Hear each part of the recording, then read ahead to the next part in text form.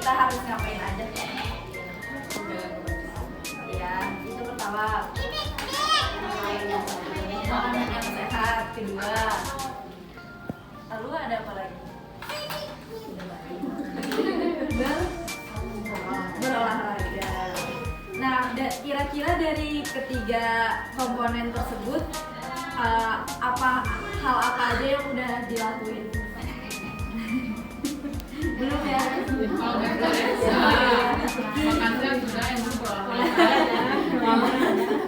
Kalau makan ya, makan agak susah dijaga ya, karena memang ada banyak jajanan-jajanan yang susah untuk dihindari gitu.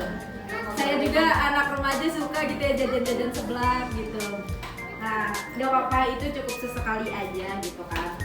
Kita kalau mau menjadi keluarga yang sehat, kita perlu yang pertama tadi benar, menjaga pola makan. Di sini ada sayur dan buah-buahan. Nah, kita bisa menerapkan apa aja sih isi piringku gitu. Nah, kalau misalnya untuk bayi mungkin dari 6 bulan itu masih bubur gitu ya, masih MPASI. Nah, kalau misalnya udah 8 sampai 12 bulan itu bisa dikasih pegangan makanan yang bisa merangsang stimulus si bayi biar giginya cepat tumbuh. Misalnya kalau pengen dikasih es krim gitu. Kalau dulu orang tua saya saya punya adik terakhir gitu ya, paling kecil. Dikasih es krim yang ada gagang-gagangannya gitu buat dimakan. Jadi biar anak itu makan itu tuh nyari tahu ini tuh apa gitu, biar nanti pas besar ketika memakan es krim itu tidak sakit, nggak sering meriang gitu ya, jadi nggak batuk-batuk, karena dari kecilnya kita sudah memperkenalkan apa itu es krim, apa itu buah-buahan gitu. Jadi pas besarnya itu nggak suka ini, nggak suka itu gitu, semuanya tetap dimakan. Jadi biar ibu-ibu juga nggak bingung ya, nanti kalau pas besar ada aja gitu. Di sini ada nggak anak-anak yang tidak suka nasi? Nggak ada ya, alhamdulillah gitu. Ada aja gitu kan, tidak diperkenalkan nasi. Nah, ini tuh perlu kita memberikan porsi apa isi piringku. Di sini ada karbohidrat ya, proteinnya, dan juga serat sama vitaminnya. Nah, kalau karbohidrat tersendiri kira-kira apa aja nih gitu. Nah, itu bisa kita isi dengan kentang ataupun nasi. Kalau misalnya bosen gitu ya sama nasi, bisa diisi dengan kentang gitu. Di kentang dijadiin potato mushroom gitu, jadi dibejek-bejek gitu, dilembutin, bisa di blender gitu ya kalau untuk anak-anak gitu. Tapi kalau untuk orang tua bisa dengan dimasak pakai kentang balado gitu, kentang ati gitu. Tapi ingat ya, gula sama garumnya juga harus seimbang karena biar tidak kolesterol, gula dan kadar gula dalam tubuh kita tidak kekurangan dan cukup gitu. Terus untuk serat dan vitamin nih kira-kira ada apa aja? Nah, serat dan vitamin itu bisa terkandung dalam buah-buahan, bisa juga dengan makanan dalam sayur-sayuran gitu yang berserat. Terus juga untuk protein tersendiri, biasanya kan ibu-ibu suka masak ayam, telur. Nah, itu protein juga, ikan yang akan kaya vitamin juga. Ikan bisa membuat otak itu jadi bekerja. Itu kenapa banyak orang tua yang pernah membelikan vitamin ikan gitu ya, karena minyak ikan, karena memang minyak ikan itu sangat penting untuk kondisi tubuh dan juga perkembangan otak anak gitu.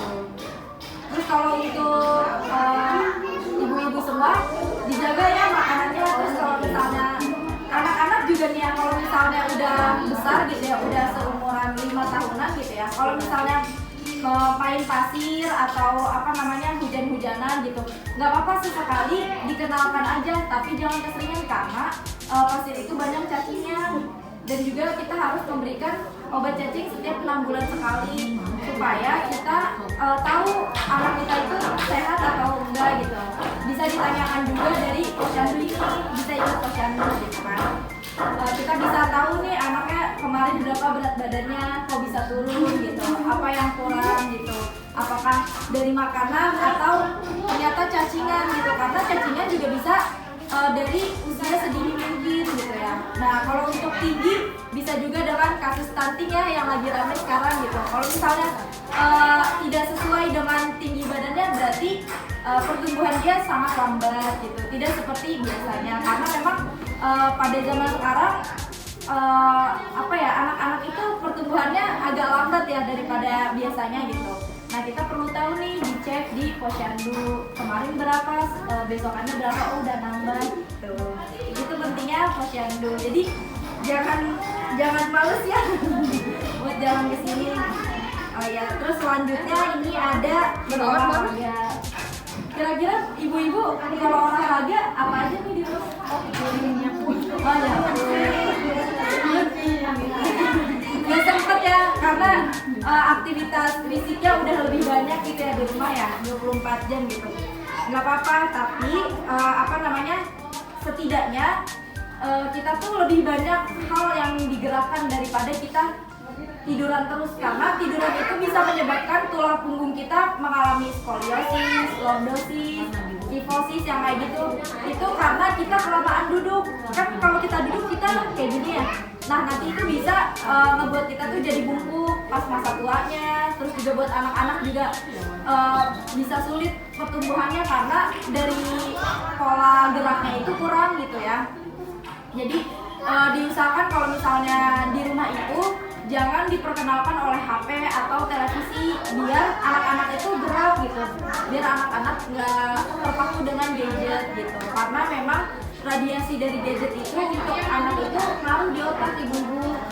Karena ketika anak sudah dikasih sesuatu yang membuat dia itu ketagihan ya, itu akan terus-terusan berputar seperti itu.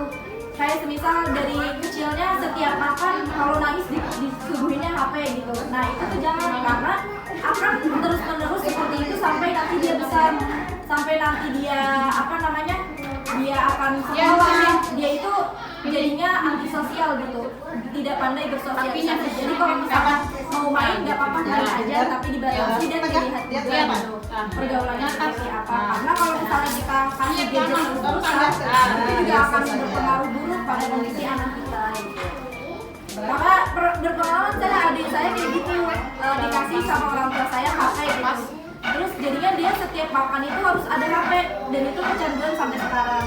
Terus lagi saya saya latih gitu ya supaya nggak kayak gitu lagi, karena setelah itu misalnya saya ajak main nih, ini kamu main, kalau kamu berhasil menyelesaikan ini nanti kamu juga berhasil makan semuanya gitu, berarti kamu berhasil buat makan sampai habis gitu. Atau enggak, setiap mereka makan sampai habis kita kasih apresiasi atau self reward gitu. Misalnya kamu hebat sudah makan sampai habis, nanti mau belikan coklat ya, atau buah-buahan yang dia suka gitu, belikan es krim.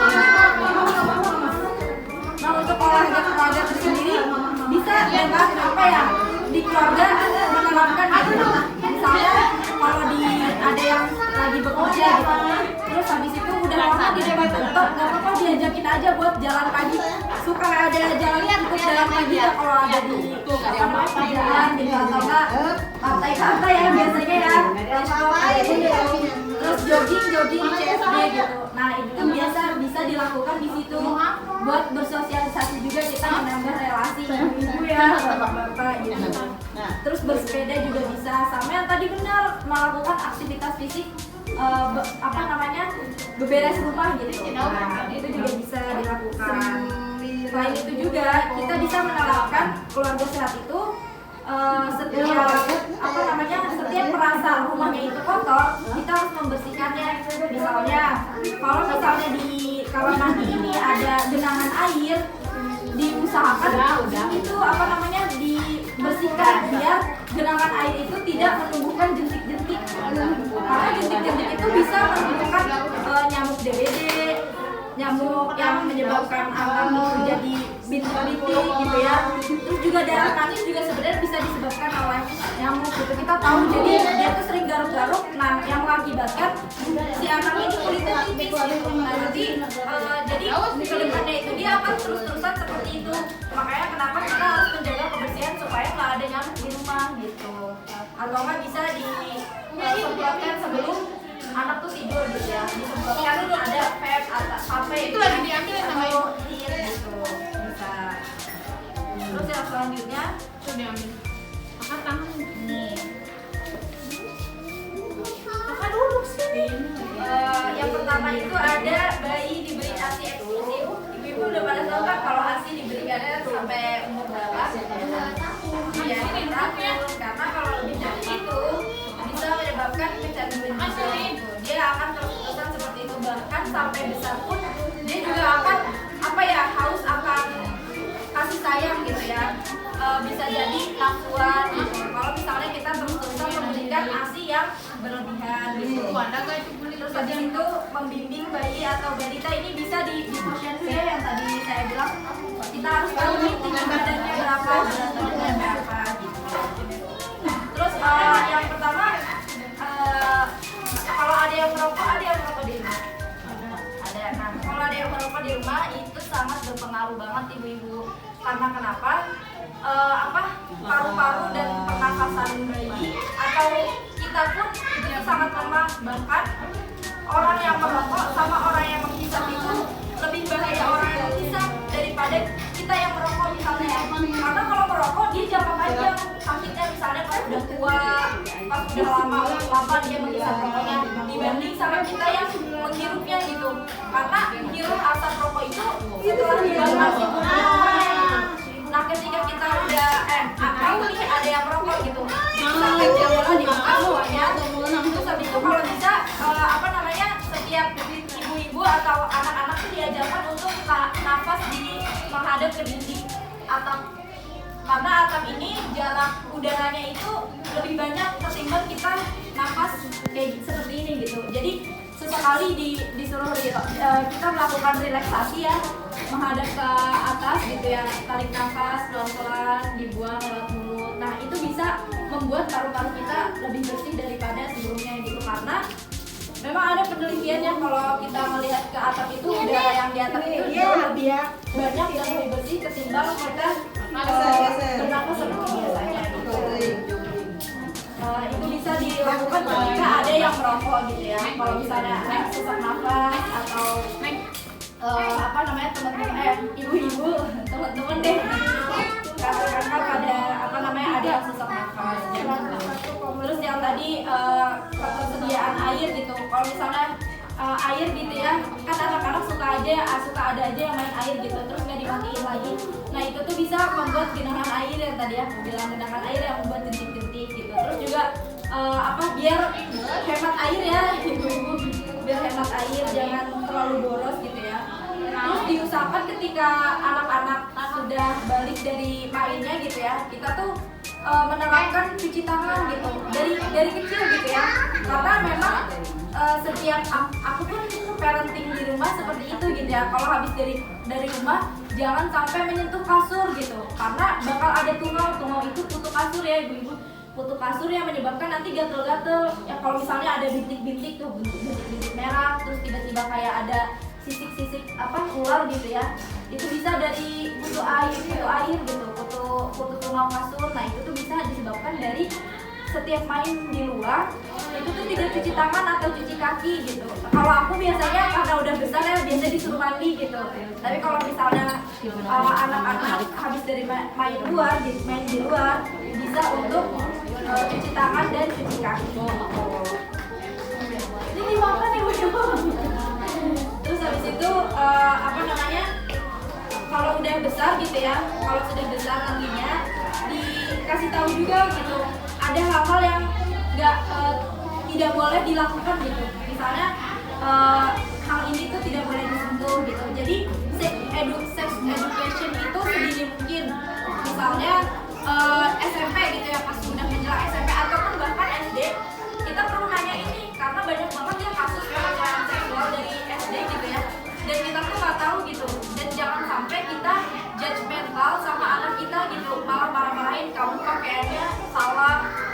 kamu yang menggodain dia atau gimana, itu tuh salah ya ibu-ibu.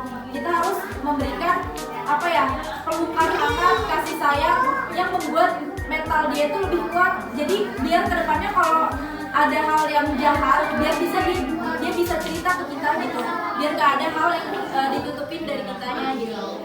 Misal, karena banyak kan teman-teman aku juga yang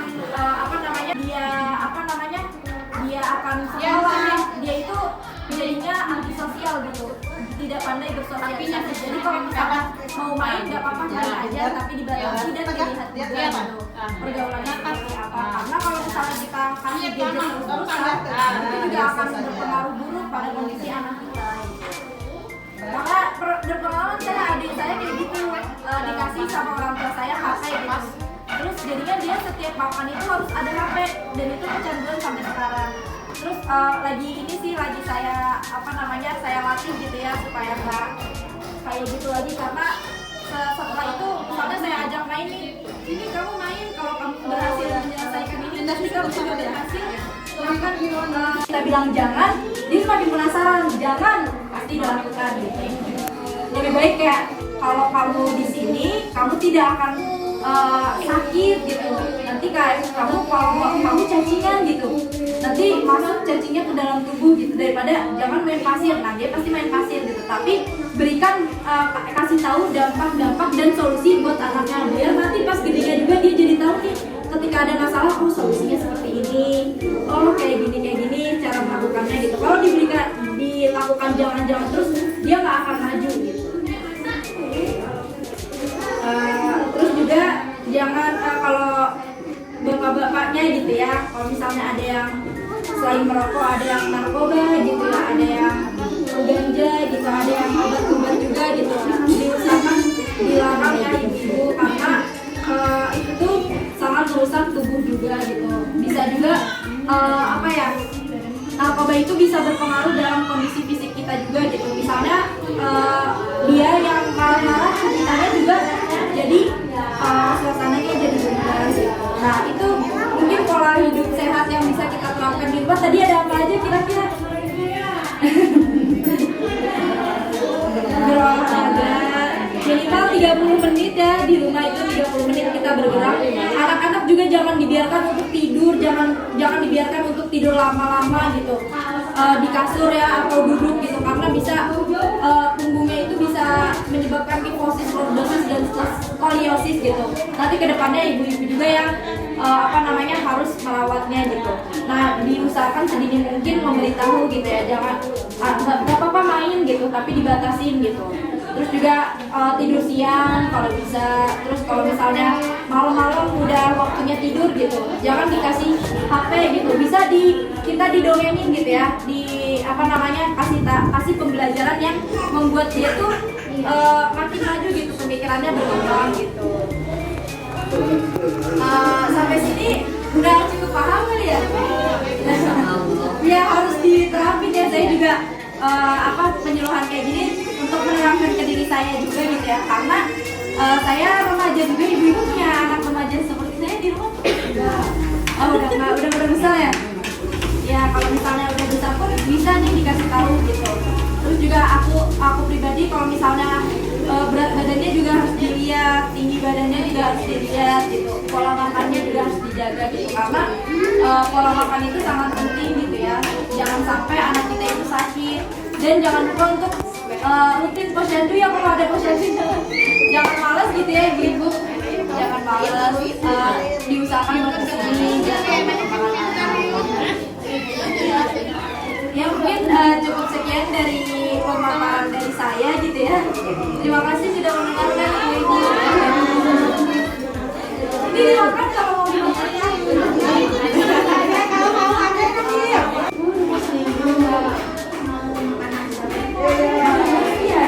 Adik kenapa nggak suka makan? Menunya kurang. Oh iya, sama susu itu jangan, kalau misalnya dia minta diusahain jangan terus-terusan minum susu, karena itu tuh yang membuat dia kenyang juga gitu. Jadi nggak makan yang lain. Soalnya ada yang juga pernah kayak gitu. Ini susu banget. Jadi sama ibu aku nggak dikasih susu gitu. Dikasih susunya buat kalau atau kalau misalnya dia setelah makan masih lapar gitu dikasih susu. Tapi kalau misalkan kalau dia udah makan, dia harus makan dikasih makan dulu daripada harus. Kalau ada